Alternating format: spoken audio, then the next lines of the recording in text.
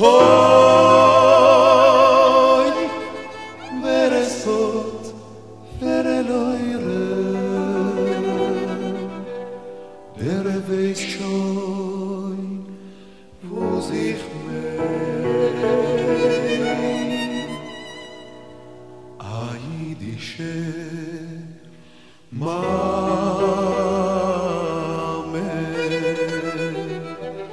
Nicht du kein Besseres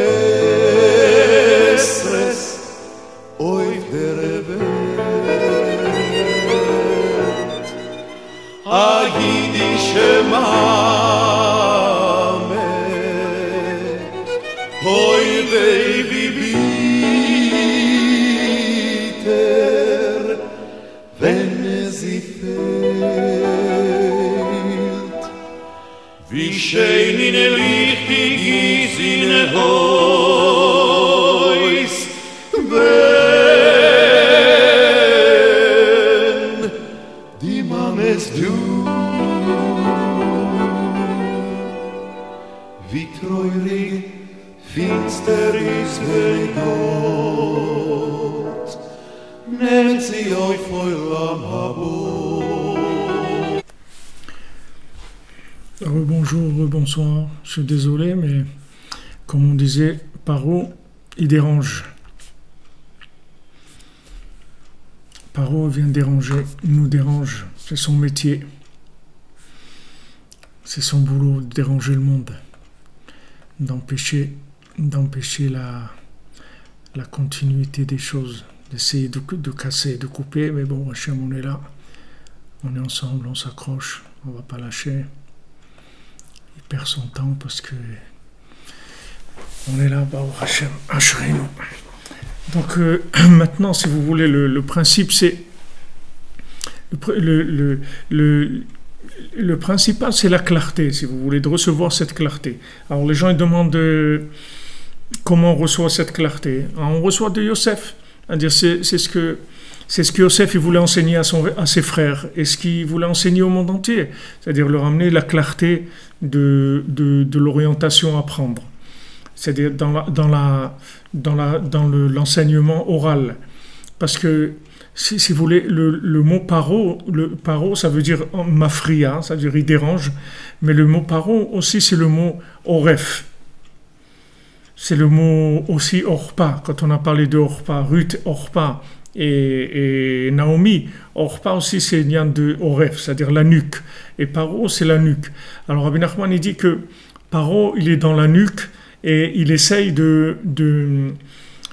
en fait de troubler la parole. C'est-à-dire il se met dans la nuque et il essaye de déranger la parole qui va sortir de la gorge. Il essaye de la troubler, de manière à ce que ça ne soit pas clair. Donc tout le travail de Paro, c'est de rendre les choses pas claires. Une fois que vous avez embrouillé quelqu'un, après, même si la personne, c'est un tzaddik, c'est-à-dire c'est quelqu'un... Même si la personne, elle est bien, elle se comporte bien, elle a tout, mais du moment où maintenant l'orientation qu'elle a, elle n'est pas claire, ça y est, c'est terminé, on n'a pas, c'est fini, tu l'as complètement dévié, la personne. Donc la clarté de l'enseignement, la clarté dans l'orientation, c'est beaucoup plus important que le comportement. Parce que le comportement, il va venir après, petit à petit, il va s'arranger le comportement. Du moment où maintenant les choses sont claires, Rabbi Nachman dit, si dans ta tête tu es clair, dans ton cœur tu es clair, d'accord? Maintenant tu sais que tu as des faiblesses, tu tombes un peu là-dedans, ok, tu reconnais que c'est des faiblesses.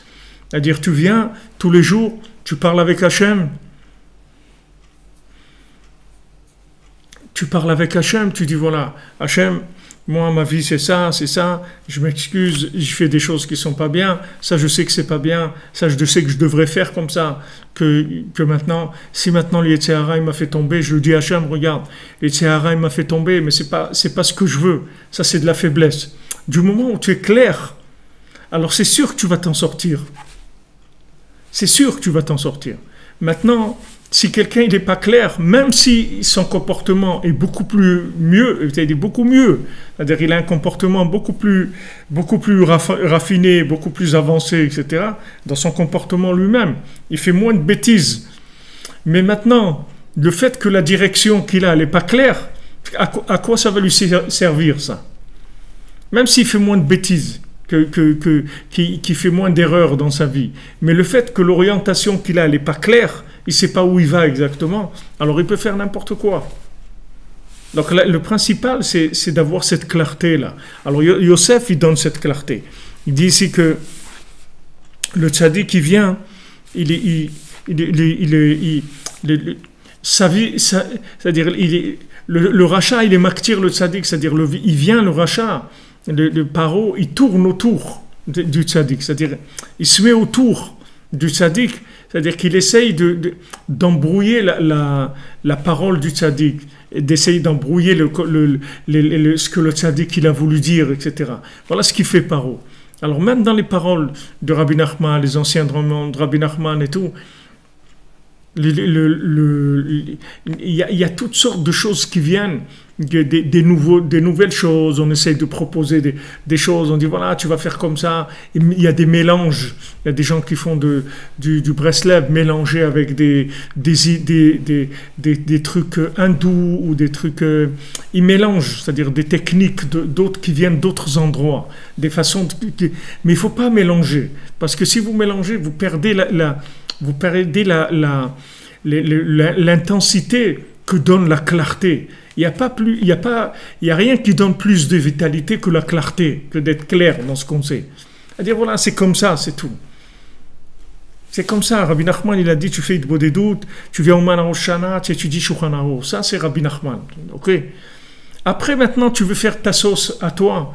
Tu veux rajouter là-dessus, tu veux rajouter de la chouchouka, tu veux rajouter de la harissa ou de la mayonnaise, tu rajoutes ce que tu veux. Mais le plat, c'est celui-là. On ne bouge pas de là. Ça, c'est le plat. Et si un jour, tu remets en question le plat, tu vas voir que c'est la preuve même que tu t'es trompé complètement. Ça, c'est les bases. Une fois que ces bases-là, tu les mets dans ta vie claire, tu parles avec Hachem tous les jours, tu étudies les lois, comment te comporter, et tu viens au Mana Oshana, voilà, tu es attaché à Yosef, tu es attaché au tzaddik, voilà. Après le reste, fais-le à ta sauce, mais ne change pas les sols. Ne commence pas à inventer des inyanim. Commence pas à inventer des inyanim. Ne commence pas à venir sortir des trucs qui n'existent pas.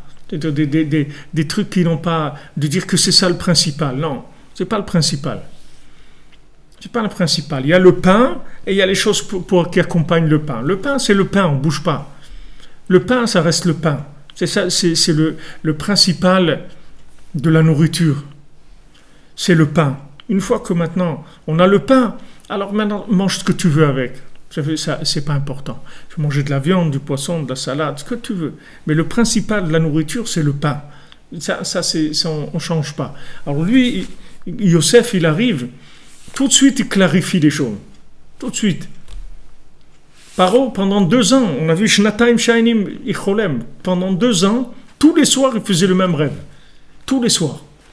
Il demandait à tous les astrologues qu'il avait, tous les gens qu'il avait, tous les sorciers qu'il avait, tout, interprétez-moi le rêve. Alors tous, ils lui disaient des interprétations. Il n'y a aucune interprétation qui le satisfaisait. Rien du tout. Aucune des interprétations. Rien le tranquillisait dans son cœur. Rien. Il avait toujours... Comment... Ils disent que son cœur, il sonnait comme une cloche. C'est-à-dire comme une cloche. Il était troublé par le rêve. Il n'avait pas de tranquillité. Alors, quand Yosef est venu, il lui a dit, voilà, ton rêve, c'est ça. Et ça, et ça. Ou tout de suite, il s'est calmé. Maintenant, Rabbi Nachman, c'est la même chose. Quand Rabbi Nachman, il dit, voilà, ça c'est comme ça. Et ça, c'est comme ça. Et ça, c'est comme ça. Ça y est, ça te donne de la tranquillité à l'intérieur. Tu dis, ça y est, voilà, maintenant ça y est, c'est clair, la vie est claire, le but est clair, ok. Maintenant, comment on va faire et tout, on va voir. Mais déjà, au moins, on sait que c'est comme ça, ça c'est énorme. Ça c'est énorme. Une fois que tu as trouvé la clarté, c'est énorme. Alors il dit, tout ça s'appelle des chalomot, c'est-à-dire toute la vie de la personne s'appelle des rêves. Chez Mprinat Bilboulim, chez le Shav Ve'evel, c'est-à-dire c'est des troubles, des choses qui sont rien du tout, des bêtises. C'est-à-dire que les gens ils sont pris par des choses, ils ont mis des priorités dans leur vie qui n'en sont pas, c'est-à-dire des priorités de rien du tout. Ce n'est pas des priorités du tout. Et ils les ont mis dans leur vie comme étant des choses prioritaires. Comme c'est écrit dans le Navi Zecharia, il dit que les rêves, les rêves, ça raconte beaucoup de bêtises. Dans les rêves, il y a beaucoup de bêtises, il y a beaucoup de choses qui sont fausses.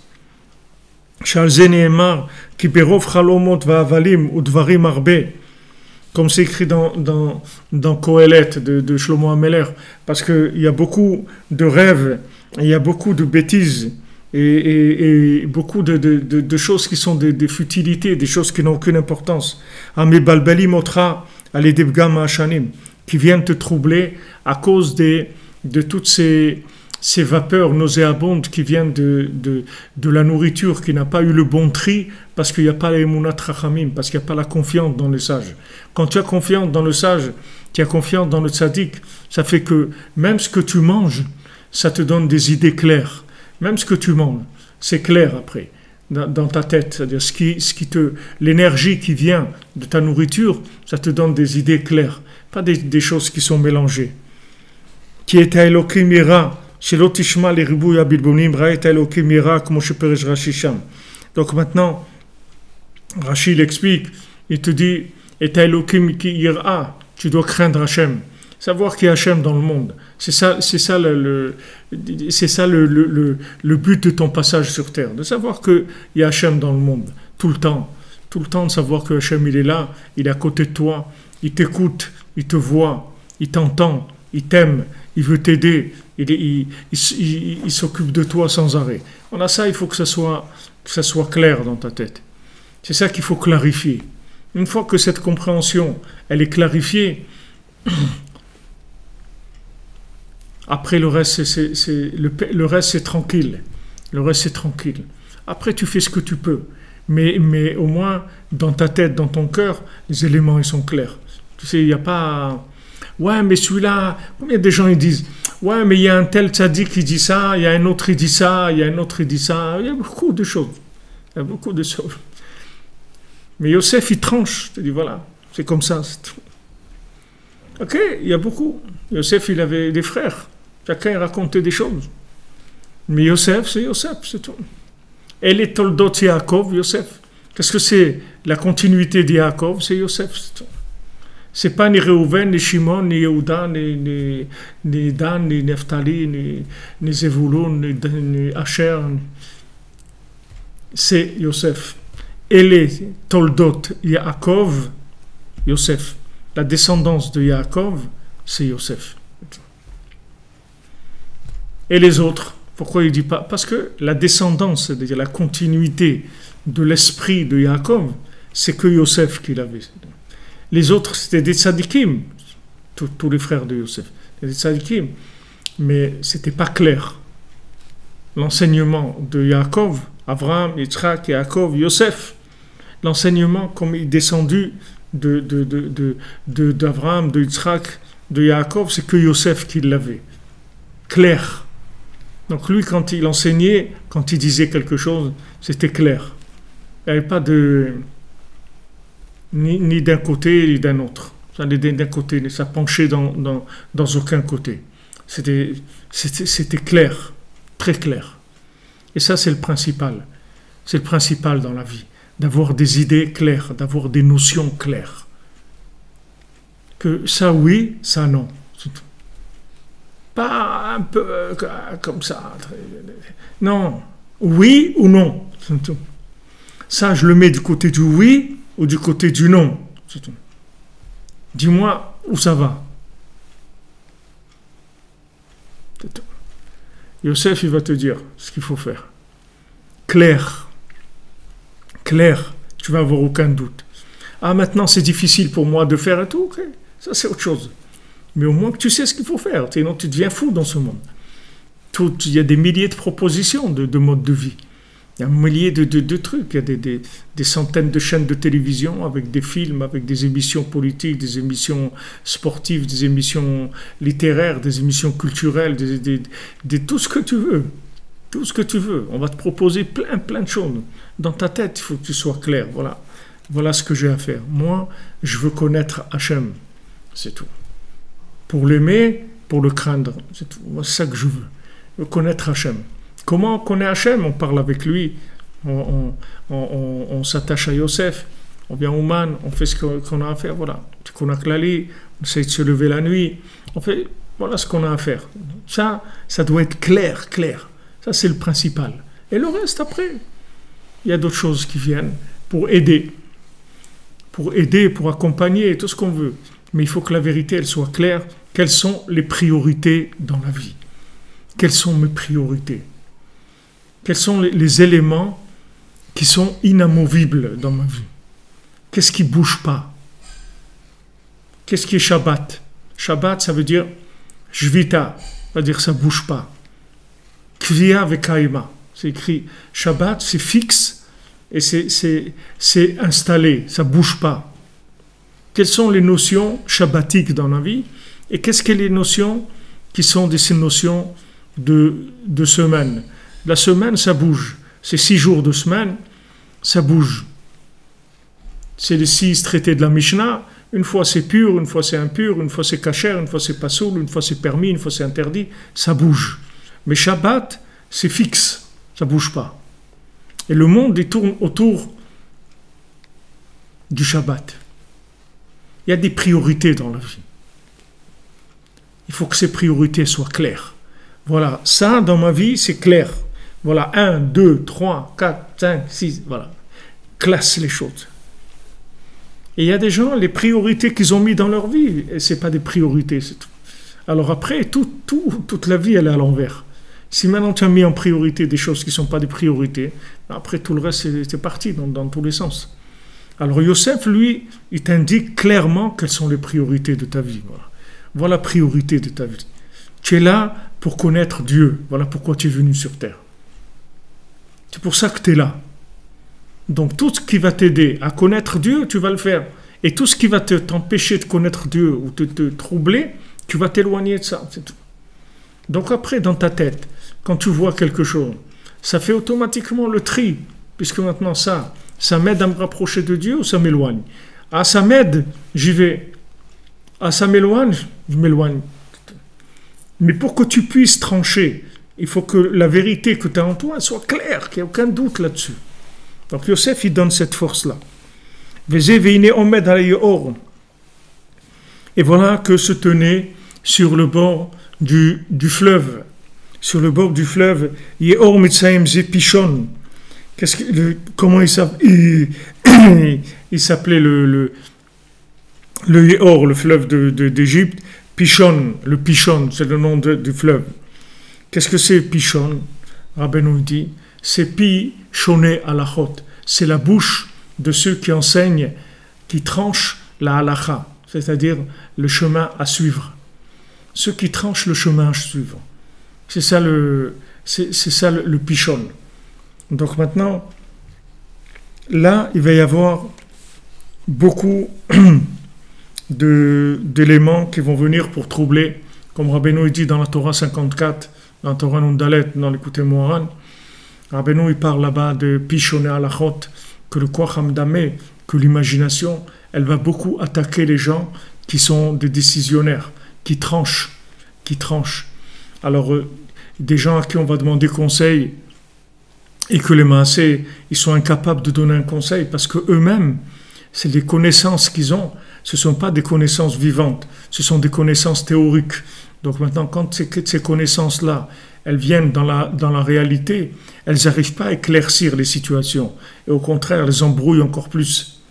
Il y a des conseils qui sont donnés par des gens qui amènent des catastrophes. Et des rabbanim, des grands rabbanim avec des grandes barbes et tout. Et qui disent des conseils, que ces conseils-là, ils amènent les gens à la catastrophe.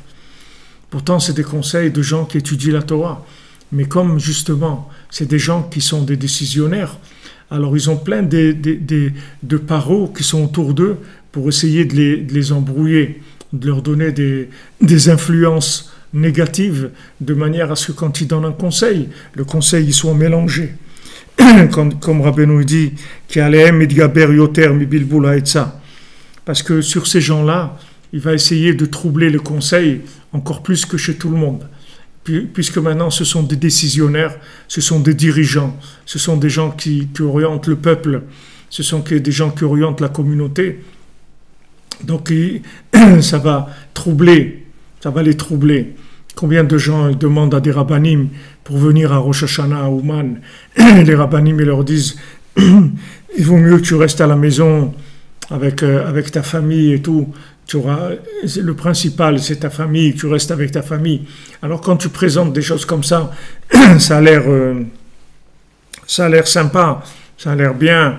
La personne, elle s'occupe de sa famille et tout. Mais il ne faut pas oublier que Yosef, il a dit qu'il faut venir à Ouman, à Rosh Hashanah, c'est tout. Yosef, il sait très bien que tu as une famille. Il sait que tu as une femme, tu as des enfants. Il sait que tes problèmes de Parnassa, il sait toutes les difficultés qu'il peut y avoir dans ta vie. Donc si Yosef, il te dit, viens à Ouman, à Rosh Hashanah, alors il faut que tu viennes à Ouman, à Rosh Hashanah, c'est tout. Il ne faut pas t'occuper de... Si maintenant un rave, il te dit qu'il ne faut pas aller, alors ce rave-là, il ne peut pas venir concurrencer Yosef et dire autre chose que ce que Yosef il dit. Parce que Yosef, il tient la clé de la génération, comme je vous ai dit, et les Toldot Yaakov, Yosef. Il y a un dépositaire de la continuité du Emet de Yaakov. C'est Yosef. C'est lui qui oriente. C'est lui qui a la bonne décision. Donc maintenant, tous les autres gens qui s'occupent de communauté, ils font un très bon travail de s'occuper de la communauté, d'essayer d'aider les gens à se rapprocher d'Hachem, à faire la Torah et tout. Mais il y a des domaines dans lesquels ils ne doivent pas intervenir. Tout ce que Rabbi Nachman il a dit qu'il fallait faire, personne n'a le droit d'intervenir sur ça. Et tout celui qui intervient sur ça, il fait des catastrophes. Tout celui qui intervient sur ça, il faut savoir qu'il amène les gens à la perdition totale. Les gens ils vont se perdre. Parce que quand Rabbi Nachman il dit quelque chose, c'est parce qu'il voit exactement qu'est-ce qu'il y a en haut, qu'est-ce qu'il y a en bas, et il sait exactement comment orienter le monde. C'est comme si vous avez un GPS, vous pouvez lui faire confiance parce que le GPS, il est connecté à un satellite. Et il sait exactement le chemin que vous êtes, ou sur lequel vous êtes, comment vous allez arriver à destination. Il le voit exactement, parce qu'il voit tout, il a une vision globale des choses. Et si tu n'as pas une vision globale des choses, alors sur quoi tu vas te baser? Sur ce que tu vois, sur ce que tu sens, sur ce que tu entends, sur les odeurs, les couleurs, les parfums, Tu ne peux pas savoir. Alors tous les gens qui sont des décisionnaires, le CRA, il va tourner autour d'eux par eux pour essayer de les embrouiller. Parce que comme maintenant, eux, ils donnent des conseils, alors par eux, ils les attaquent très fortement. Parce que celui qui enseigne la halakha, ceux qui vont dire au monde comment se diriger, alors eux, ils sont là, la communauté leur demande, ils disent voilà, qu'est-ce que je dois faire, est-ce que je dois faire comme ci, est-ce que je dois faire comme ça, ils vont demander à ces gens-là. Donc ces gens-là, ils vont donner les conseils, c'est là où le Yetzirah va attaquer.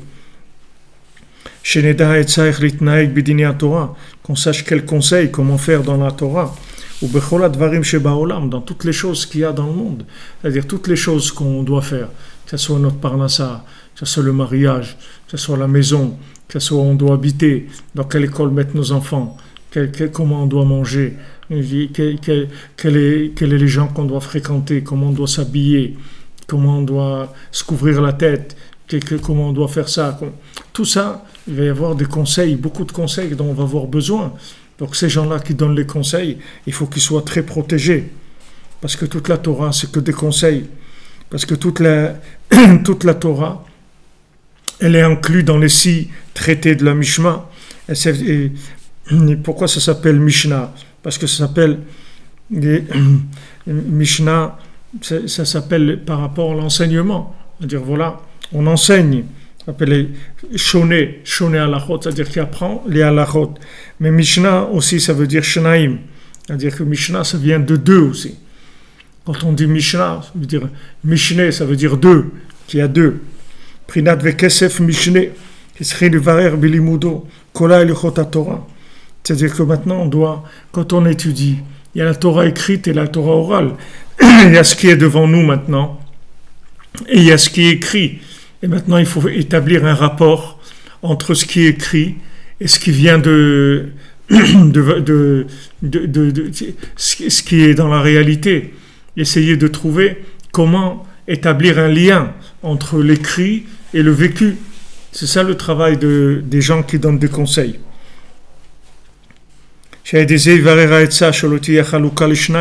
Pour que le conseil ne soit pas séparé en deux. C'est-à-dire qu'on n'ait pas de doute, qu'on dit peut-être je dois faire comme ça, ou peut-être je dois faire comme ça, et qu'on soit en doute. Il n'y a rien de plus terrible que le doute, parce que le doute, ça enlève toute l'énergie. Quand tu doutes, même quand tu fais quelque chose, si tu doutes, tu ne peux pas mettre tout ton enthousiasme dedans. Parce que le doute, ça te ralentit énormément. Ça affaiblit énormément le doute. Tandis que maintenant, quand tu es clair, tu es sûr que ce que tu fais, tu dois le faire, alors tu peux mettre toute ta force là-dedans. Kishisha sidre Mishnah, imprinat asur mutar, tamevetaor, kasher ou pasoul. Voilà, comme on a dit tout à l'heure. Chez le vareram, comment on va? Il va faire des tris. Comment on va faire le tri? Avec Shabbat, avec l'absolu. Donc on regarde le relatif avec les yeux de l'absolu. Et avec ça, on va faire le tri. C'est vrai qu'il faut aller sur le kever aussi de Yosef Hatzadik Ashtrem, c'est bien. Mais le Yosef Hatzadik de la génération, il s'appelle Rabbi Nachman de Breslev. C'est lui le Yosef Hatzadik de notre génération.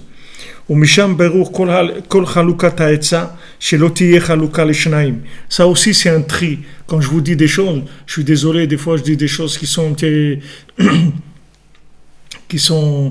un petit peu comme ça, c'est un peu lourd des fois, c'est un peu, mais je suis obligé de vous dire des choses claires. Moi je suis pas là pour vous embrouiller, moi je suis là pour vous dire des trucs clairs. Maintenant il y a des gens qui veulent faire de leur vie de la salade, ils veulent mélanger tout, qu'ils fassent, chacun il est libre de faire ce qu'il veut. Mais moi en tant qu'enseignant des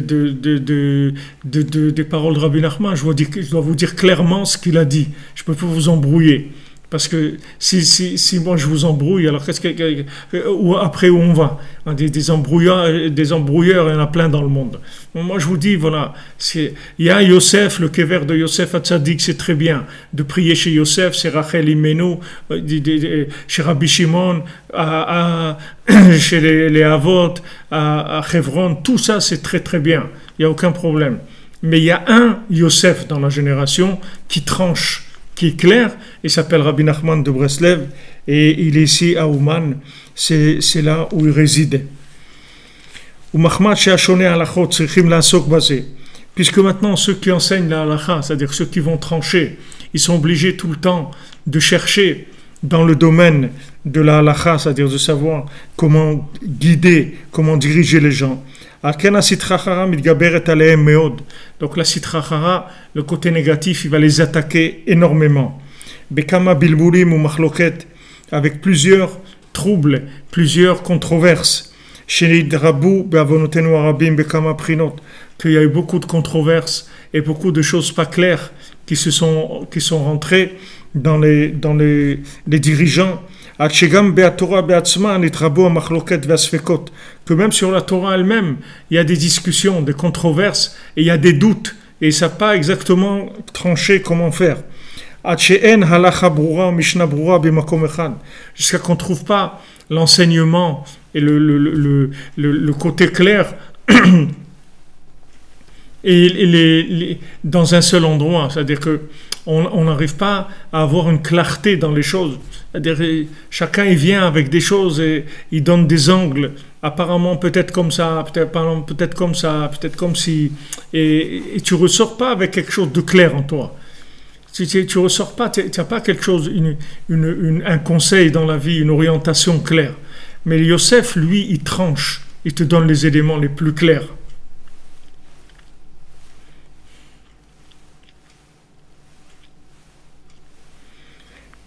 Voilà, j'essaye d'être le plus clair dans ce que je vous dis, le plus clair possible. Après, c'est vous qui décidez. Moi, je ne décide pas à votre place. Vous, chacun, il décide, chacune, elle décide ce qu'elle veut faire de sa vie, comment elle ressent les choses. Mais moi, ce que je vous dis, je dois vous donner des choses claires. Moi, je n'ai pas le droit de vous dire des choses qui sont mélangées, des avis qui sont brouillés. Alors, même dans la Torah, des fois qu'il y a des mahloket de Gdusha, c'est-à-dire que même dans la halakha, il y a des discussions, voilà, peut-être il faut faire comme ça, peut-être il faut faire comme ça, on ne sait pas. Voilà, il y a des rabbanim, ils te disent, voilà, il faut pas sortir d'Eretz Israël, c'est-à-dire aller à Ouman, il ne faut pas sortir d'Eretz Israël. Ben, c'est des gens qui ne savent pas, c'est tout, c'est de l'ignorance, parce que Ouman, c'est pas sortir d'Eretz Israël, ça s'appelle pas sortir d'Eretz Israël. Maintenant, eux, ils ne savent pas ça. Et eux, ils ne savent pas. Donc ils disent des choses par rapport à ce qu'ils ont vu, mais ils n'ont pas bien vu. Donc, comme ils n'ont pas bien vu, après, ils vont donner des comportements qui sont par rapport à ce qu'ils n'ont pas bien vu. Mais venir à Ouman, ça ne s'appelle pas sortir d'Eretz Israël. Ça s'appelle rentrer encore plus en Eretz Israël. Ça s'appelle aller dans la racine d'Eretz Israël. Et si on veut aller habiter en Eretz Israël, si on veut vivre Eretz Israël de façon connectée, à Ouman, on reçoit la connexion pour Eretz Israël. Vous voyez Yosef, où il a été. Il n'était pas en Eretz Israël, il était en Égypte. Mais c'est là-bas où il a donné la clé pour entrer en Eretz Israël. Et il était en Égypte. Mais c'est comme ça qu'il leur a donné toute la façon de vivre en Eretz Israël. Et c'est grâce à lui qu'on a pu rentrer en Eretz Israël, c'est grâce à ses ossements que la mer s'est ouverte et que tout le retour en Eretz Israël il s'est fait. Donc il y a tout simplement, il y a beaucoup de gens qui sont ignorants, c'est-à-dire qui ne connaissent pas assez profondément les choses. Quand on reçoit la Torah de Yosef, il vous donne des éléments clairs. Voilà, ça c'est comme ça, ça c'est comme ça, ça c'est comme ça. Donc après, quand vous devez prendre des décisions, c'est beaucoup plus facile. Parce que les éléments de base sont clairs. Mais si les éléments de base ne sont pas clairs, si quelqu'un il croit que venir sur la tombe de Rabbi Nachman, c'est comme aller sur la tombe du Chafetz Chaim ou la tombe du Noda Beyouda ou du Maguid de Mezrich ou quelque chose comme ça. Alors, c'est sûr qu'il va dire, ouais, il ne faut pas sortir d'Eretz Israël, parce que c'est vrai que pour aller sur la tombe du Chafetz Chaim, il ne faut pas sortir d'Eretz Israël. Si tu te trouves déjà en dehors d'Eretz Israël, donc tu peux aller visiter la tombe du Chafetz Chaim. Mais de sortir d'Eretz Israël pour aller spécialement pour ça, ce n'est pas conseillé. Mais ils ne savent pas qu'est-ce que c'est la tombe de Rabbi Nachman. Ils croient que c'est un tzaddik comme un autre. Alors ça, déjà, c'est un problème. Quand tu ne sais pas ça. Alors déjà après, tous les raisonnements que tu vas faire, ils vont être faussés. Parce que la base, tu ne la connais pas bien. Donc après, quand tu dois trancher, tu ne peux pas. Les éléments avec lesquels tu tranches, c'est-à-dire les priorités, comme on a dit tout à l'heure, tu ne les connais pas. Tu crois que tout le monde, c'est la même salade.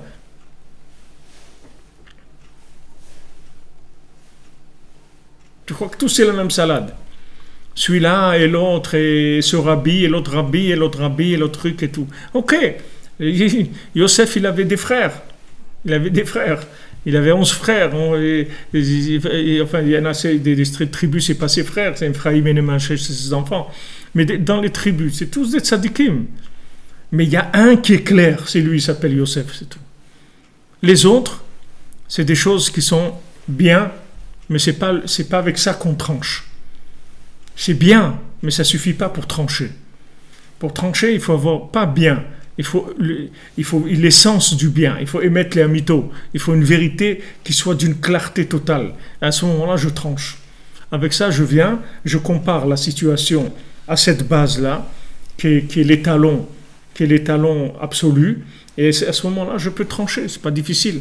Rabbi Nachman, il a dit, il devait écrire normalement un Shulchan Aruch. Rabbi Nachman, il voulait écrire un code des lois juives. Et après, quand il a créé l'écoute morale, quand il a diffusé l'écoute morale, il a dit que maintenant, il écrirait plus le Shulchan Aruch.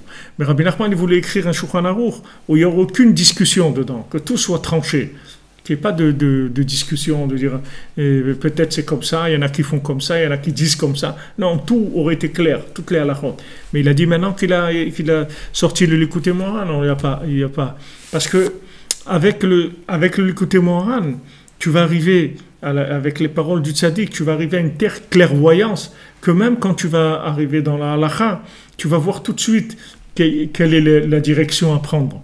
Parce que la base de La halakha, le mot halakha, ça veut dire aller, c'est-à-dire c'est le chemin qui va t'amener quelque part. Et quand maintenant tu vas connaître la destination de façon exacte, alors le chemin pour y arriver, quand on va te proposer deux chemins, tu vas voir beaucoup plus clairement quel est le meilleur chemin à prendre. Parce que c'est clair chez toi.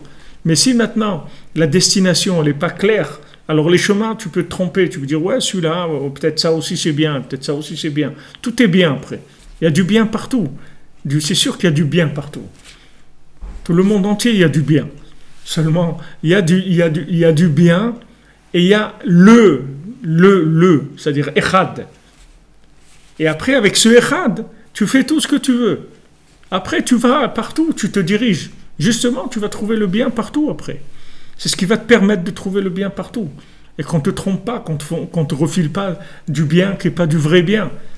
Comme on dit, c'est-à-dire nous on a goûté le vin hongrois. Alors une fois qu'on a goûté le vin hongrois, alors on ne va plus nous dire ça c'est du vin hongrois, ça y est, c'est fini. Tu as goûté le vin hongrois, ok. Ça ne veut pas dire que tu ne vas pas boire de vin, tu vas boire que le vin hongrois. Et s'il n'y a pas de vin hongrois, tu ne bois pas de vin? Non, tu bois du vin. Mais ne me dis pas que c'est le vin hongrois. C'est du vin, c'est tout. Il est bon, il est très bien, mais ce n'est pas le vin hongrois. Le vin hongrois, c'est une chose. La vérité, elle a un goût. Il y a une sensation dans la vérité absolue. Et après, le relatif, il est très bien, mais il est relatif, il n'est pas absolu. Donc, dans les 6 jours de la semaine, tu rentres dans les 6 jours de la semaine, tu dois faire des tris dans la vérité qui vient de la semaine. Et il y a une vérité qui vient de ce Shabbat. C'est-à-dire que maintenant, quand il y a eu le veau d'or, alors il y a eu l'oubli qui est venu. C'est-à-dire le veau d'or, ça a été recevoir la Torah et en même temps aller vers les plaisirs de ce monde. Vouloir l'argent, vouloir les plaisirs de ce monde. Donc ça, c'était le veau d'or, c'est-à-dire c'était mélangé. C'est-à-dire la vérité de Matan Torah et aussi le veau d'or. Donc ça donnait une vérité mélangée dans le monde. N'oubliez pas que l'âme de Rabbi Nachman, elle n'a pas goûté la faute du premier homme. Rabbi Nachman, son âme, elle a quitté le premier homme avant qu'il mange de l'arbre de la connaissance du bien et du mal. Donc dans l'enseignement de Rabbi Nachman, il n'y a pas l'arbre de la connaissance du bien et du mal. Il n'y a que l'arbre de vie, c'est tout. Lui, il n'était pas dans Adam Arishon quand il a mangé. Juste avant qu'il mange, Rabbi Nachman, il a quitté. D'où on sait ça? On n'était pas là-bas, on n'a pas vu ce qui se passait, mais c'est lui qui nous l'a dit.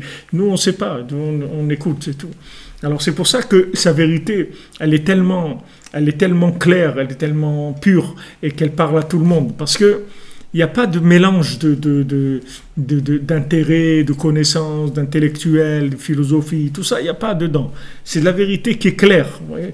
Alors après, avec ça, vous rentrez là où vous voulez, vous faites des tris, c'est tout.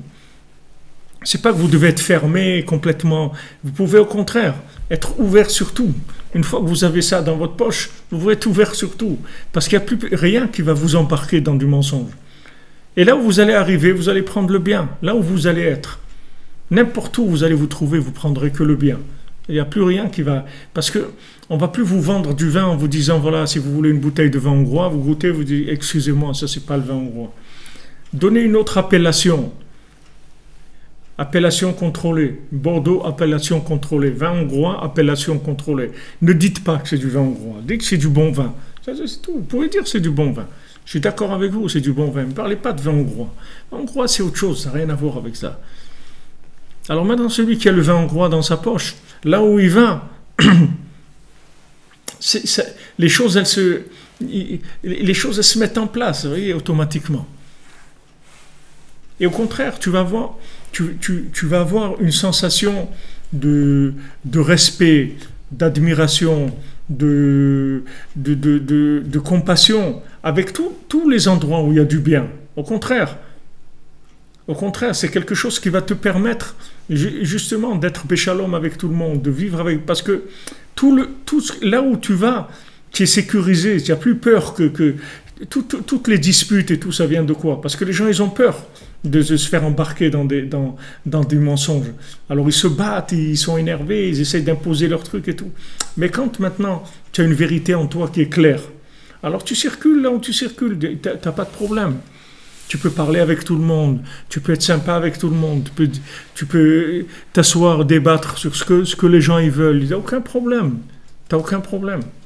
Parce qu'il n'y a rien qui va te bouger. Il n'y a rien qui va te bouger de l'intérieur.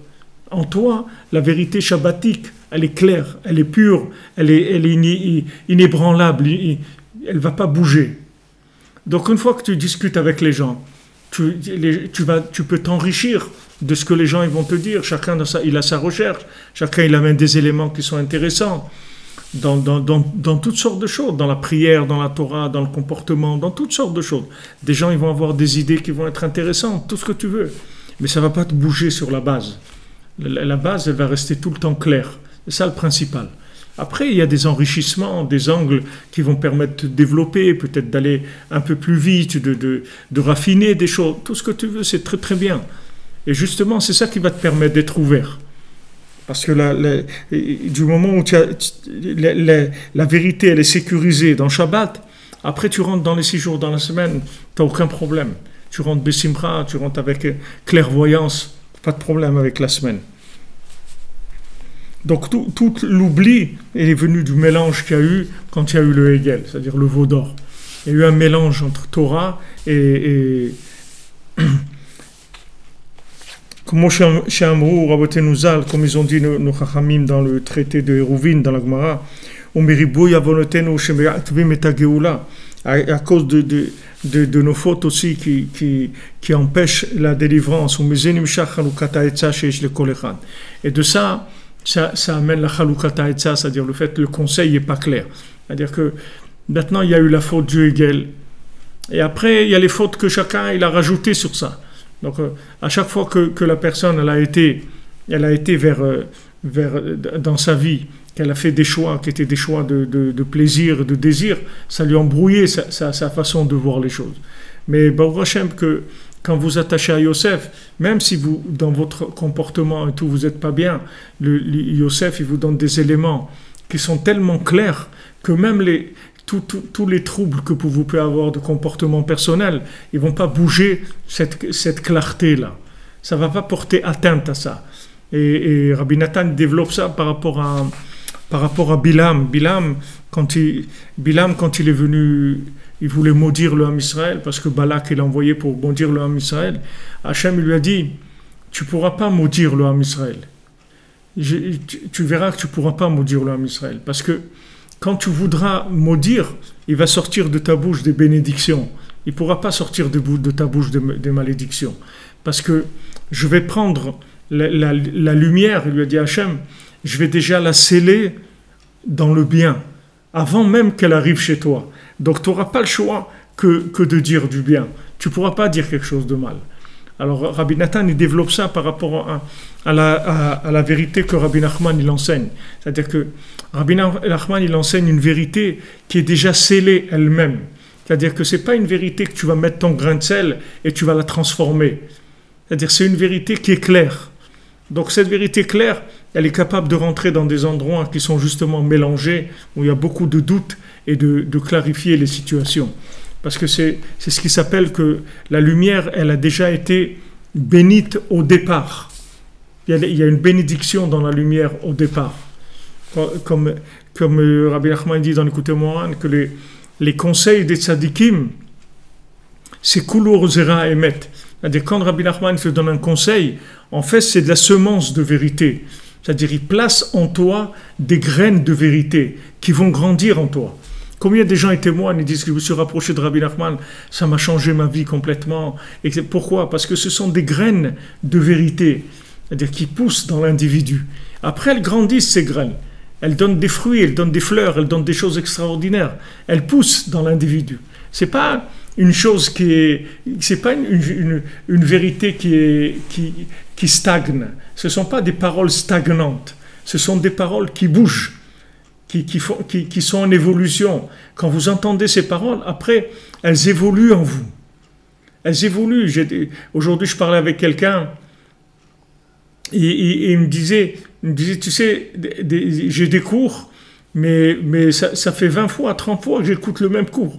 Mais ça ne me dérange pas parce que c'est pas pareil. À chaque fois que j'écoute, j'entends d'autres choses, je vois d'autres choses. Parce que, si vous voulez, les paroles de Rabbi Nachman, ce sont des graines. Ce n'est pas des matières mortes. Ce n'est pas de la connaissance figée. C'est de la connaissance en mouvement, en évolution. Donc, quand cette vérité, elle rentre en vous, après, petit à petit, elle fait du chemin comme ça. Elle évolue. Et après, vous voyez, vous rendez compte de choses. Vous voyez des choses. D'un coup, vous voyez des choses différemment.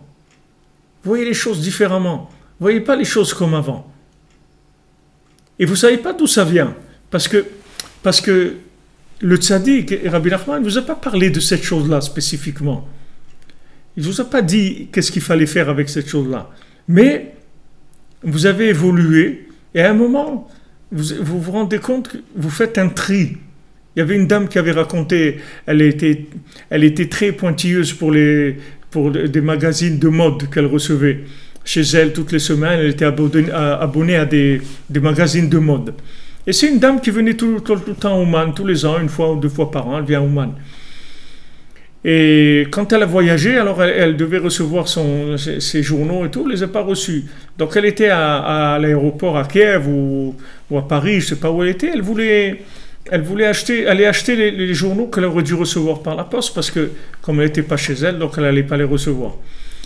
Et quand elle a été pour acheter les journaux, il s'est passé quelque chose en elle et elle s'est rendue compte qu'est-ce qu'elle fait avec ces journaux-là? Ça sert à quoi dans sa vie, ces journaux? Et depuis ce moment-là, ça y est, elle a laissé tomber, elle a arrêté ses abonnements, tous ces trucs. Mais c'est pas que Rabbi Nachman, il lui a dit arrête tes journaux,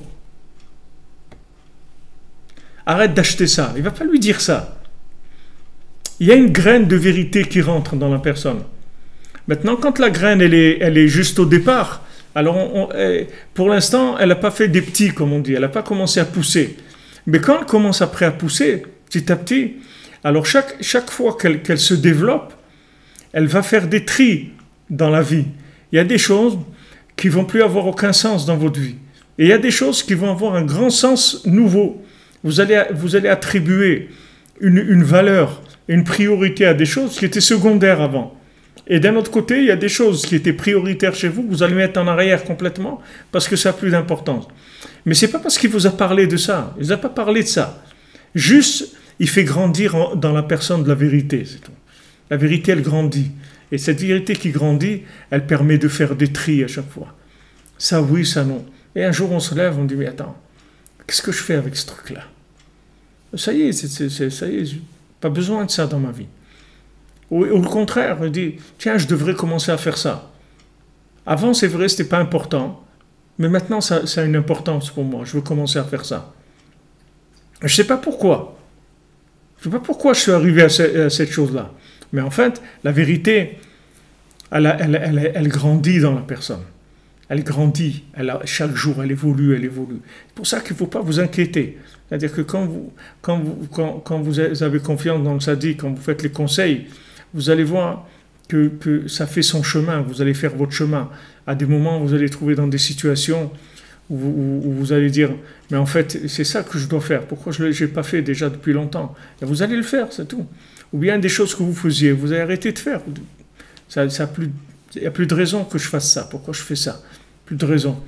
Mais c'est pas, il ne va pas venir le tzaddik, il ne va pas venir vous agresser. Il ne va pas vous agresser. Le tzaddik, il ne fonctionne pas avec de l'agression. Aucune agression. Vraiment aucune. Rabbi Nachman, il dit, Mashiach, il va pas agresser personne. Il n'y aura pas d'agression. À Ouman, chez les Breslevers, uniquement si quelqu'un levait la voix un petit peu.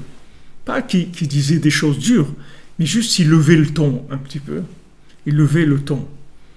Alors les chassidim, ils disaient, pourquoi tu tires des balles? Ils disaient comme ça, pourquoi tu tires des balles? Pourquoi lever le ton? Pourquoi crier? Pourquoi tu cries? Pourquoi tu commences à crier? Qu'est-ce qu'il y a? Ça ne va pas la vérité avec les cris. La vérité, elle ne va pas avec des cris. La vérité, ça passe avec de la douceur, ça ne passe pas avec des cris. Les cris et la vérité, ça ne va pas ensemble. On ne peut pas prendre la vérité avec des cris. Ne parlons pas de plus de violence que les cris encore. De violence physique ou de... mais uniquement la musique, c'est-à-dire l'intonation, la musique violente pour la vérité, ça ne va pas avec du tout, du tout. À Ouman, ça ne passait pas chez les Breslevers. Il n'y avait jamais ça, que quelqu'un va lever le ton. Juste lever le ton. On ne parle pas maintenant de crier, c'est-à-dire de dire des choses dures. On parle juste de lever le ton.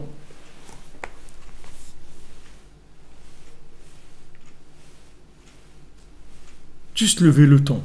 Il n'y a pas besoin du tout de ça. Au contraire, ça éloigne. Ça éloigne le côté agressif, les côtés durs comme ça éloigne les gens. Rabbi Nachman, il ne va pas du tout agresser. Rabbi Nachman, il ne va même pas te parler de tes points négatifs, attaquer le mensonge chez toi. Rien du tout. Rien du tout. Il ne touche pas du tout ça. Juste, il met des graines de vérité en toi, c'est tout. Ces graines, elles poussent, le mensonge, il tombe tout seul. Tu mets de la lumière, l'obscurité s'en va, c'est tout. On va commencer à attaquer l'obscurité. On n'attaque pas l'obscurité. On met de la lumière, c'est tout. C'est pour ça qu'on ne rentre pas dans des discussions, on ne rentre pas dans des affrontements de trucs idéologiques. On n'a pas besoin de ça. On n'a pas besoin de ça. On diffuse de la lumière, c'est tout. On diffuse, on plante des graines de vérité partout. On plante partout, partout, partout. Des graines de vérité. Et ces graines, elles grandissent, elles grandissent. Elles donnent des arbres, elles donnent des vergers, elles donnent des choses extraordinaires. Et le travail se fait tout seul. Comme il nous a rapporté ce monsieur-là qui était au Chili, il nous a dit qu'il était au Chili, il s'est fait arrêter, etc. par la police. La police, elle, au lieu de lui mettre une contravention, un truc, parce qu'il travaillait non déclaré, les policiers lui ont dit, le carabinier lui a dit, tu sais, il faut que tu ailles parler avec Hachem. On va parler avec Dieu, mais pas les prières standards là. Tu vas, tu regardes le ciel, tu parles avec lui, tu lui demandes et tu vas voir en quelques jours, 5 jours, tout est réglé, tous tes problèmes ils sont réglés. Et tout. Alors il a dit, si même au Chili, les policiers parlent l'Aïd Bodédout, ça veut dire Rabbi Nachman il est arrivé partout. Tout ça, ça vient par des graines, c'est tout. On plante des graines, c'est tout. On n'a pas besoin de se battre. On n'a pas besoin de se battre. Pas besoin de se battre. Contre rien. Et de toute façon, ça va servir à rien. Même si tu te bats, et même si tu gagnes, tu as perdu quand même. Parce que uniquement le fait que tu as utilisé la méthode de la violence pour te battre, ça même, ça fait que la vérité que tu vas avoir, elle va pas être bien. Elle va pas passer comme il faut. Parce qu'il y aura toujours un goût de la violence, un goût de la rigueur qui va rester, et ça empêche de mettre tout son cœur dedans. Donc Rabbi Nachman il dit, le Mashiach il a ce chant-là, avec cet instrument de 72 cordes, qui est Gematria Chesed, bonté, et avec ça il va rapprocher le monde entier, qu'avec ce chant-là. Donc on met ces graines-là, on les place, et ensuite elles font leur chemin, c'est tout, dans l'individu. Doucement, doucement, mais sûrement. Au début, c'est une petite graine. La personne a l'impression que c'est pas grand-chose, que bon, ok, j'ai écouté des paroles de Rabbi Nachman et tout, ok, tu vas voir. Encore un peu, et tu vas voir après qu'il pousse de ça des fruits, des fleurs, des arbres extraordinaires qui vont éliminer ça va amener de l'oxygène, ça va enlever tout le gaz carbonique, enlever toute l'obscurité, tout le mal, il va disparaître. Le mal, il va disparaître en toi, et il va disparaître autour de toi par le bien qui va pousser, pas en attaquant le mal. Même si tu attaques le mal et tu le mets par terre, tu n'as rien fait. Et après, qu'est-ce qu'il va faire? Il va revenir, c'est tout. Ok, tu as pris quelqu'un, tu as fait un match de boxe, d'accord? Tu es monté sur le ring, ok, tu es devenu champion des poids lourds ou des poids moyens, champion du monde de poids moyens, ok. Et après, il va monter quelqu'un d'autre. Tu n'as pas gagné pour l'éternité, tu as gagné maintenant, cette période-là, ok, tu as gagné. Mais il y en a un autre qui va monter. Et il y a un autre qui va te battre. Et si tu ne te bats toi maintenant, il te battra dans 5 ans ou dans 2 ans, qu'est-ce que tu as fait? On n'a rien fait, on n'a pas fait avancer du tout. Mais si maintenant, au lieu de te battre, tu fais pousser de la vérité, tu t'occupes pas. Tu t'occupes pas du mal. Tu n'en tiens pas compte du tout. Tu ne tiens pas compte de ça, tu t'occupes même pas, tu le regardes même pas. Tu fais ce que tu as à faire, c'est tout.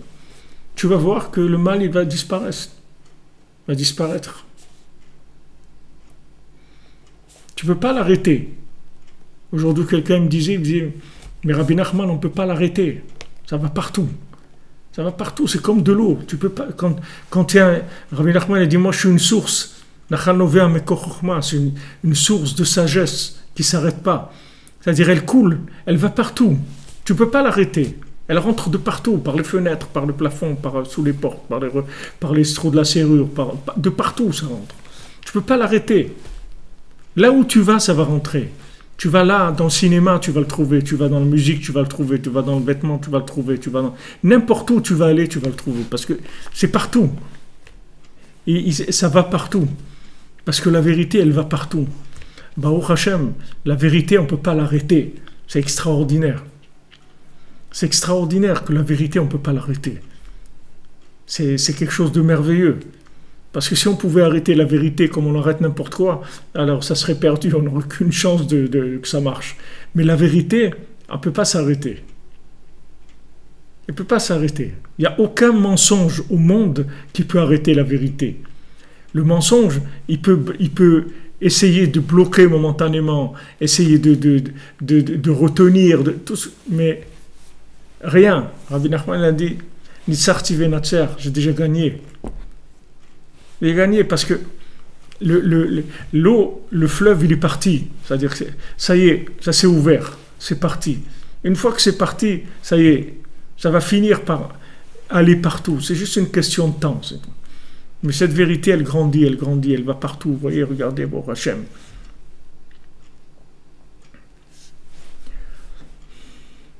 Il n'y a personne qui refuse. Il faut que vous sachiez un principe. Il faut que vous sachiez un principe. C'est qu'il n'y a personne qui refuse de grandir. Il n'y a personne qui refuse de voir sa mission. Seulement, les gens, ils n'ont pas trouvé leur langage, c'est tout. Ils n'ont pas trouvé les mots qu'il faut pour les éclairer. C'est tout. Nous, on est là pour développer justement le langage qui va permettre à tout le monde de s'identifier à Dieu. Tout le monde va s'identifier. Tout le monde va comprendre qu'il est là pour servir Dieu, pour connaître Dieu. Mais c'est une question de langage. Il n'y a personne qui ne veut pas.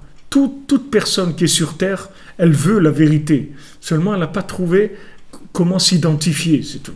Elle n'a pas trouvé son identité et comment s'identifier à la vérité. Elle n'a pas trouvé sa place dans la vérité. Elle ne sait pas que ça existe parce qu'elle n'arrive pas à s'identifier. Donc nous, notre travail à nous, c'est justement de développer des langages, des systèmes de langage qui permettent à tout le monde de pouvoir s'identifier. C'est ça notre travail. Mais il ne faut pas dire comment faire pour faire voir la vérité à des gens qui refusent. Il n'y a personne qui refuse. Il y a des gens qui se sont fait embarquer dans des bêtises, c'est tout. Mais pourquoi ils se sont fait embarquer dans des bêtises? Parce qu'ils n'ont pas vu la vérité, c'est tout. Et pourquoi ils n'ont pas vu la vérité? Parce que les gens, ils ne la diffusent pas. Parce que les gens, ils ne la cherchent pas. Parce que les gens, ils n'en parlent pas. Parce que les gens, ils ne diffusent pas avec de l'amour, ils diffusent avec de la rigueur. Quand les gens, ils trouvent la vérité... Quand les gens ils trouvent la vérité, après ils ont de l'orgueil, après ils deviennent méchants, après ils commencent à crier, comme on dit, il va crier sur les toits, il va crier sur les toits. Il n'y a pas à crier, il n'y a rien du tout. On ne crie pas, on va en douceur, tout ça va se faire en douceur. Ma chère, ça va se faire en douceur, c'est comme quelqu'un qui était dans un rêve, il va se réveiller embaumé comme ça, enchanté. Il n'y a aucune rigueur, il y aura. Aucune rigueur, aucune guerre, aucune violence, rien du tout. Donc nous, si on veut aider les gens à avancer, c'est pas en les attaquant sur leur façon de voir, en disant voilà, tu te trompes, et comment tu vas terminer, regarde, etc. C'est pas ce langage qu'il faut avoir avec les gens. Les gens, il faut les charmer de la vérité, c'est tout. Il faut que la vérité soit charmante, qu'elle donne envie aux gens d'y adhérer. C'est-à-dire que la personne elle s'identifie à cette vérité-là. Mais si c'est agressif, les gens ils se bloquent tout de suite. Si vous agressez les gens, ils se bloquent. Ils n'ont pas envie de s'identifier du tout. Ils ne cherchent même pas, ils cherchent à se sauver. Ils ne veulent pas s'identifier à une vérité de violence. Ça ne les intéresse pas. Donc nous, on doit présenter toujours la vérité comme étant quelque chose de large, qui englobe. La vérité, elle est faite pour englober, pas pour être exclusive. Elle est là pour englober, pour montrer que chacun il a sa place. De manière à ce que les gens s'identifient. Une fois que la personne s'est identifiée, après, vous voyez, elle fait son chemin. Combien de gens, ils ont cherché des années dans leur vie. Quand ils ont trouvé Rabbi Nachman, ils se sont dit, mais ça y est, c'est ça que je cherchais. Je ne savais même pas que ça existait. Bon, Hachem, j'ai trouvé, ça y est. Après, il fait son chemin de comment il vit Rabbi Nachman, à quelle dose, c'est chacun, il est libre de le vivre comme il a envie. Il vit comme il a envie. Le principal, c'est que la personne elle se libère, qu'elle trouve les chemins qui l'amènent vers la connexion à Hachem. C'est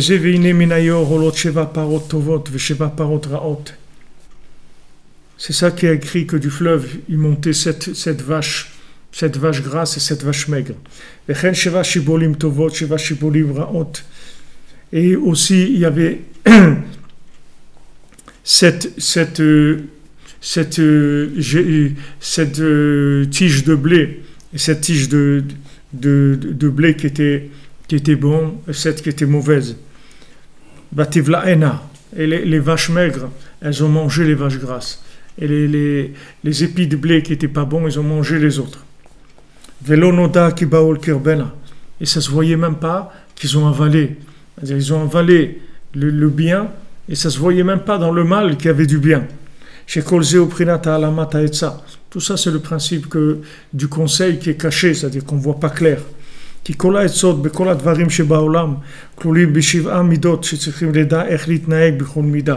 Parce que tous les conseils qu'il y a dans le monde, dans tous les sujets, ça vient toujours de sept midot. Ça vient toujours des sept sphirot de Chesed Gvura, Tiferet, Netzach, Od, Yesod, Malchut. Ça vient toujours de ça. Tout vient de ça, c'est-à-dire c'est toujours des comportements, c'est-à-dire c'est des mesures. Ces midot là, ce sont des mesures. Ces sphirotes là, ce sont des mesures. Maintenant, tout le conseil, ce sont des dosages dans ces mesures là. Quand on te donne un conseil, c'est-à-dire on te donne la dose qu'il te faut pour toi, la dose prescrite comme on dit, une prescription qui t'est personnelle. Il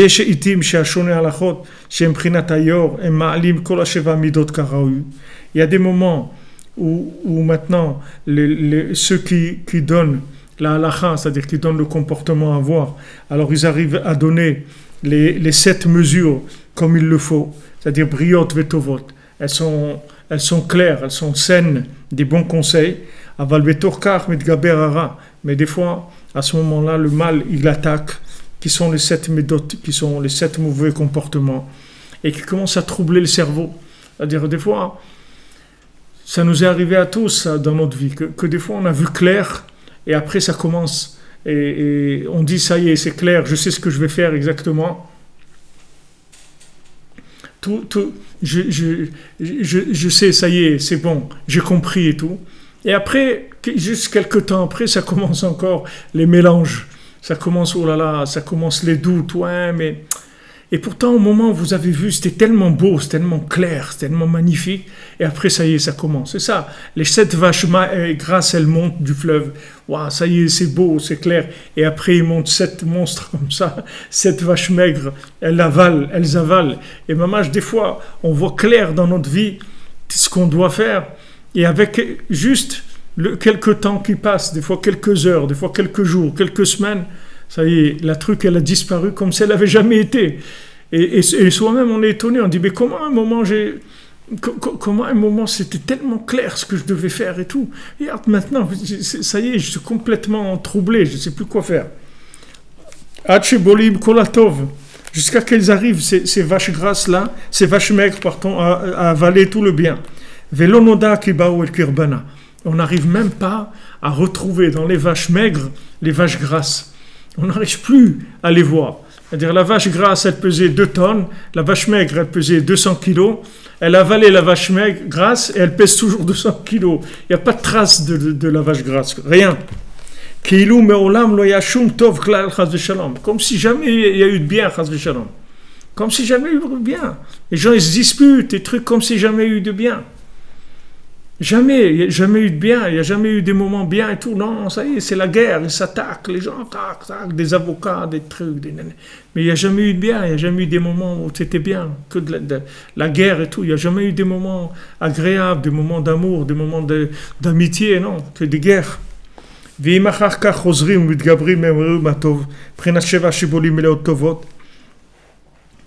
Et après, si on arrive à se renforcer, à réveiller le bien, c'est-à-dire de prendre ces 7 épis de blé qui sont bien, qui sont pleins de bien, qui eshtov chez Uprinat Berur Nefesh Achai, chez Gavoa Yoter, chez Uprinat Sheva Parot Tovot. Parce qu'il y a du bien qui est dans le Nefesh Achai, c'est-à-dire qui se trouve dans l'âme animale, c'est-à-dire que c'est quelque chose qui est élevé. Il y a si vous voulez, nous, on fait des tris dans l'humain, on fait des tris dans l'animal, dans le végétal, dans le minéral. Maintenant, chaque règne dans lequel on fait des tris, alors les choses qu'on récupère, elles sont plus élevées. C'est-à-dire que ce qu'il y a de plus élevé, c'est dans le règne humain. Après, c'est dans le règne animal, végétal et minéral. Alors maintenant, quand on arrive à faire des tris dans le côté animal, c'est-à-dire élever des choses du côté animal, ça c'est des 7 vaches grasses. Alors à ce moment-là, ces 7 vaches grasses, elles peuvent être attaquées par les vaches maigres. Alors maintenant, qu'est-ce qu'on fait? Alors on va vers le tsoméar, c'est-à-dire on essaye de récupérer du bien dans le minéral, dans le végétal. C'est ça qui fait qu'il a parlé des vaches, après il a parlé des épis de blé. C'est-à-dire que si maintenant on voit que dans le nefesh, dans le nefesh animal, c'est-à-dire qu'il y a eu une attaque du mal qui nous a complètement avalé dans le côté animal, alors il y a toujours le côté végétal, c'est-à-dire on descend de niveau, on va travailler sur un niveau plus facile, on va faire un examen dans un niveau qui est plus bas. Mais même quand on va travailler sur le végétal, là-bas aussi le Sahara, il va attaquer et il va venir les épis de blé qui sont pas bons, ils vont manger les autres. Tout ça c'est le bilboul de la Hetza, c'est-à-dire tout ça pour montrer que les conseils qu'on a, on essaye toujours de nous les embrouiller. Comme c'est écrit, ils ont cassé, ils ont attaqué les conseils célestes. Comme c'est dit que eux-mêmes ils ont inversé leurs conseils et à cause de leur faute. Va tikkun allié de Yosef. Voilà, le tikkun de tout ce qu'on a parlé, c'est par Yosef. Shiu prinata tzadik haemet. C'est le tzaddik véritable. Pour ça, moi, je vous ai annoncé la couleur avant. Je ne vous ai pas attendu la fin pour vous dire. Mais je vous ai dit déjà, dès le départ, comment ça fonctionne. Savoir que maintenant, la Hetza, principalement, elle va arriver à sa réparation par Yosef, par le tzaddik véritable. Il s'appelle Yosef. Pourquoi? Parce qu'il ne stagne pas. Yosef, ça veut dire mosif. Il ajoute tout le temps. Il est mosif. Tout le lien de l'alliance, c'est de rajouter. C'est de rajouter tout le temps. On rajoute tout le temps. Comme c'est écrit, tout celui qui est Kol Makom chez Mosif, Geder Erva, Aziesh Kedusha. Chaque fois qu'on rajoute des barrières contre la nudité, contre la folie, alors ça rajoute de la sainteté. C'est-à-dire que la base de Yesod, du principe de l'alliance, c'est très important de savoir ça. L'alliance, c'est ce qui donne la vie, d'accord? L'alliance, c'est avec ça qu'on enfante, qu'on donne la vie. Donc maintenant, garder l'alliance, ça veut dire tout le temps renouveler, rajouter des choses, renouveler, avoir du nouveau tout le temps. Ça fait partie intégrante ou intégrale de l'alliance. On ne peut pas parler d'alliance si on ne parle pas de renouveau, de rajouter. C'est pour ça que ça s'appelle Yosef, parce qu'il est mosif tout le temps. il stagne pas. Tout le temps, il avance. Il est tout le temps en mouvement. Donc, il y a de la vie. Il y a des naissances, il y a des nouvelles actions, il y a un goût nouveau, il y a un enthousiasme nouveau, parce que il y a tout le temps, ça se renouvelle, tout le temps il rajoute, sans arrêt. Ça c'est le principe de Yosef, c'est pour ça qu'il s'appelle Yosef HaTzadik, parce qu'il ajoute le Tzadik des Chishdushim Niflaim. Vous voyez, tous les jours, regardez, on étudie Baruch Hashem, Rabbi Nachman, tous les jours, regardez, tous les jours, il y a des choses nouvelles. Tous les jours, il nous envoie des choses nouvelles. Il n'y a pas un jour où on n'étudie pas quelque chose de nouveau. Ça n'existe pas qu'on répète la même chose tous les jours. C'est toujours nouveau. Tous les jours, il y a des trucs incroyables qui arrivent. Parce que tout le temps, l'enseignement du tzaddik se renouvelle. Mamash tous les jours.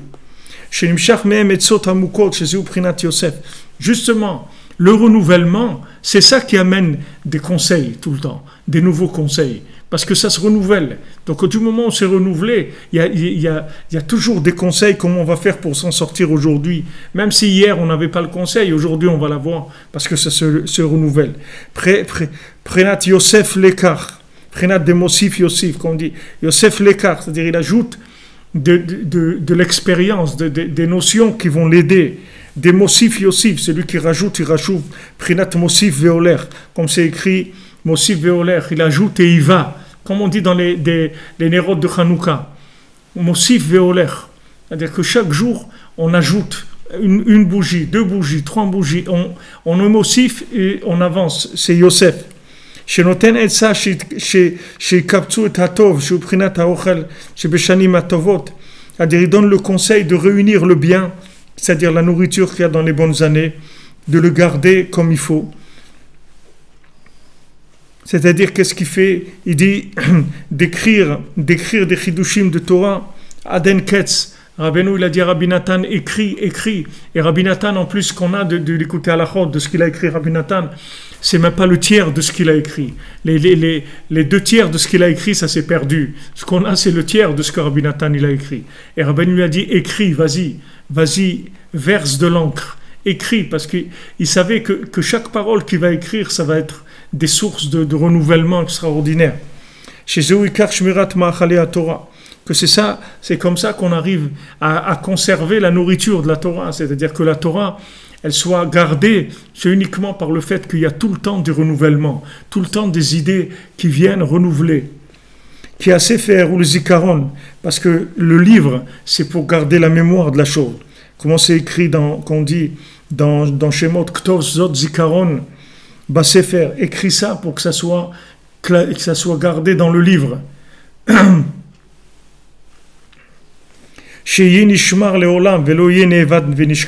Que maintenant, ce qui est écrit dans le livre, ça sera une mémoire qui va se garder pour l'éternité, qu'on ne va jamais oublier. Cette mémoire-là, elle va pouvoir renouveler tous les jours dans la réalité la mémoire du futur. C'est la mémoire du futur, c'est pas la mémoire du passé, c'est la mémoire du futur. C'est une mémoire qui renouvelle le présent complètement, qui permet de vivre un présent renouvelé. Et à ce moment-là, tu as des conseils tout le temps. Tout le temps, tu sais quoi faire. Parce que le présent, il est renouvelé par la racine absolue. Comment? Parce qu'il y a des renouveaux de la Torah. C'est-à-dire que cet absolu, il rentre dans le relatif et il le renouvelle. C'est-à-dire il lui donne un aspect renouvelé. Donc même si dans le relatif, tu te fais attaquer par du vieillissement, par des mauvais conseils, par de la tristesse, par de la faiblesse, par tout ce que tu veux, cet absolu, il va rentrer dedans, il va le débarrasser de toutes ces clipotes qui sont venues essayer de le dévorer. Donc là, ça, c'est le renouvellement de la Torah qui vient de l'attachement au tzaddik, qui représente l'alliance. Alors, Bezrat Hashem, on va arrêter parce qu'ici, c'est déjà presque le jour. Bezrat Hashem, chez Shabbat Shalom, et merci de rajouter quoi? Rajouter tous les jours la recherche, chercher tous les jours, parler avec Hashem, avec des nouvelles paroles qui viennent de notre cœur, de ce qu'on a vécu. Par Hashem, tous les jours, c'est différent. C'est pas la même température, c'est pas le climat, c'est pas le même manger, c'est pas les mêmes sensations. Tout ça, on en parle avec Hashem. Ça, c'est ça qui renouvelle complètement l'approche de la Torah. Alors, Shabbat Shalom, des bonnes nouvelles. Merci de votre présence et merci de votre soutien à tous les niveaux, spirituel, matériel, tous les encouragements. Et voilà, on est ensemble et on va avancer. Vous allez voir qu'on va aller très très loin. Très très loin. Ça va déjà très très loin, mais ça va aller encore beaucoup plus loin que tout ce qu'on peut imaginer. Parce que Rabbi Nachman, il est déroutant. C'est-à-dire, il fait des choses qui sont des choses. Il déroute le monde dans ce qu'il fait. Il fait des choses extraordinaires. Bon, Hachem, Ashrenu, merci pour tout. À bientôt, Bezant Hachem. Qu'Hachem vous bénisse.